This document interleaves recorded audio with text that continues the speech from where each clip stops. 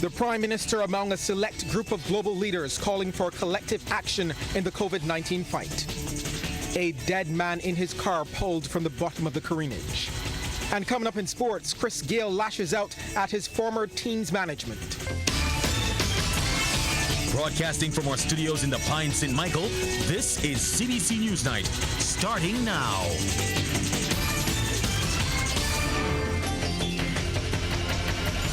Hi, I'm Shane Jones, leading the news at 7. Prime Minister Mia Amor-Motley is among 9 powerful women leaders raising their voices to save lives, protect livelihoods, and urging leaders in all countries across all sectors to address the human crisis of the COVID-19 pandemic. Lisa Lord reports. The Women Rise for All initiative was launched to support the United Nations COVID-19 Response and Recovery Trust Fund. That fund was launched in March and aims to mobilize $1 billion over the first 9 months and $2 billion over 2 years. The money is to support low and middle income countries, including small island developing states and vulnerable groups such as women and children who are disproportionately bearing the socio-economic impacts of the pandemic.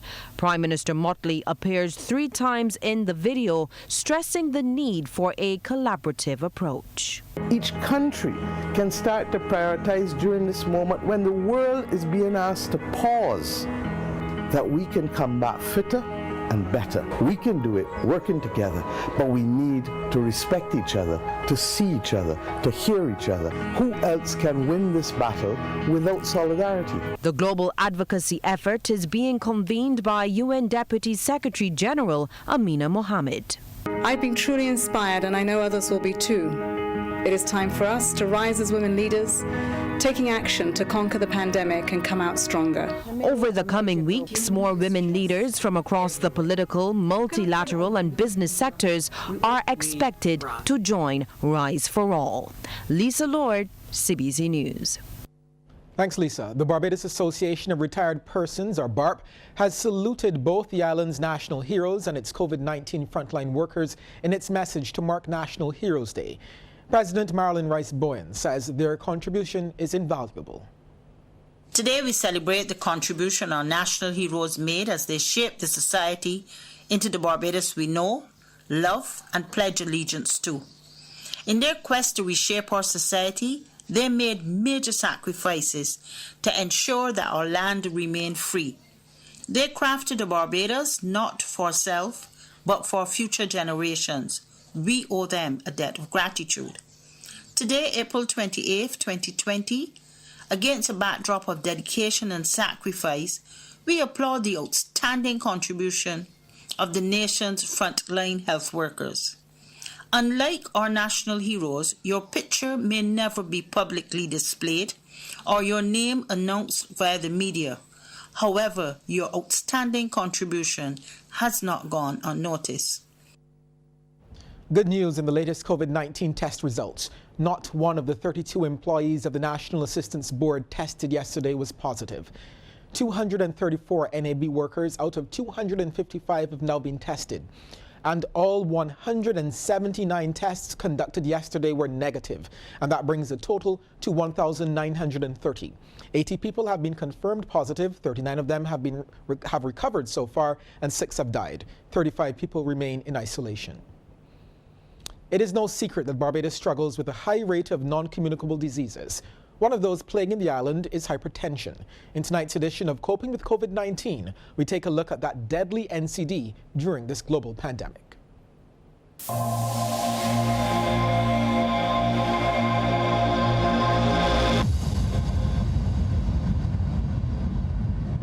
Tonight's edition of Coping with COVID-19 is brought to you by Great Healthworks, agents for Omega XL and Probiotic. Hypertension is also known as high blood pressure, and it's a medical condition where the pressure within arteries is higher than normal. Hypertension may lead to heart failure, stroke, and kidney disease.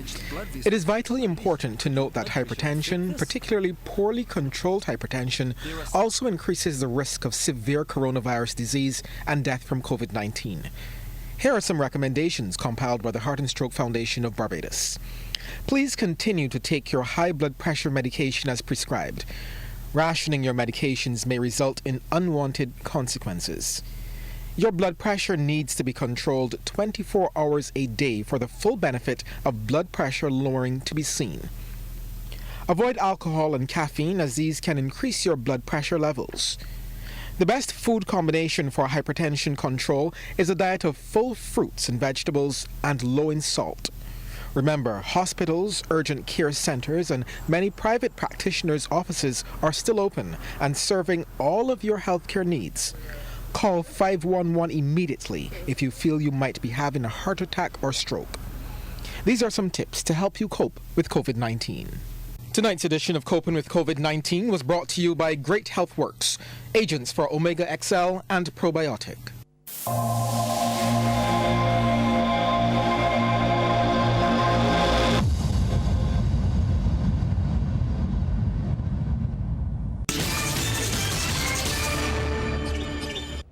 Investigations are ongoing at this hour into the death of a Christchurch man after police pulled his body and a car from the bottom of the careenage this afternoon. Around 10 minutes to 8 this morning, Police Operations Control received a report from a male who discovered a vehicle partially submerged in the careenage at Cavens Lane in the city. Police responded and confirmed the report. On arrival, the vehicle was found to be fully submerged and on the careenage floor. One of the Marine Unit divers carried out a search and found the body of a male in the car. It took a few hours before police were able to safely lift the vehicle out of the water around 1:45. Police say it took significant efforts to recover the car and body using the assistance of a crane. Divers from both the Police Marine Unit and the Barbados Coast Guard.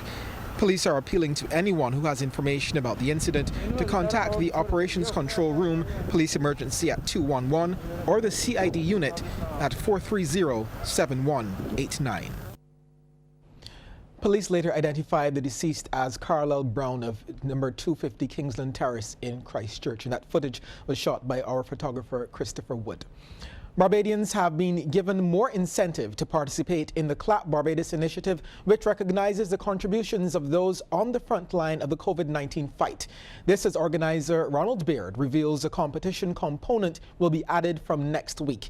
He explains people will be encouraged to send photos and videos doing something creative to clapbarbados@gmail.com for a chance to win. We would then upload on our Facebook and Instagram pages, and the winner would be based on the most likes and views. So the way they would then win a shopping spree. They would have a shopping spree at one of the top supermarkets in Barbados. So what it is we're really asking them is through different communities. So we would ask them to have a different group leader or what for each community to represent them. Mr. Beard says the group is having discussions with Massey supermarkets to work out the details of the 90-second shopping spree. He's, however, cautioned that social distancing protocols must be observed to be eligible for the competition. The Clap Barbados initiative continues tomorrow night. Well, sports is next with Damien Best. First, here's a tip from Cooperators General Insurance. This tip of the day is brought to you by Cooperators General Insurance Company Limited. Insurance the way you want it to be. Wash your hands often with soap and water for at least 20 seconds, especially after you have been in a public place or after blowing your nose, coughing, or sneezing. Cooperators General Insurance, encouraging you to stay home and stay safe.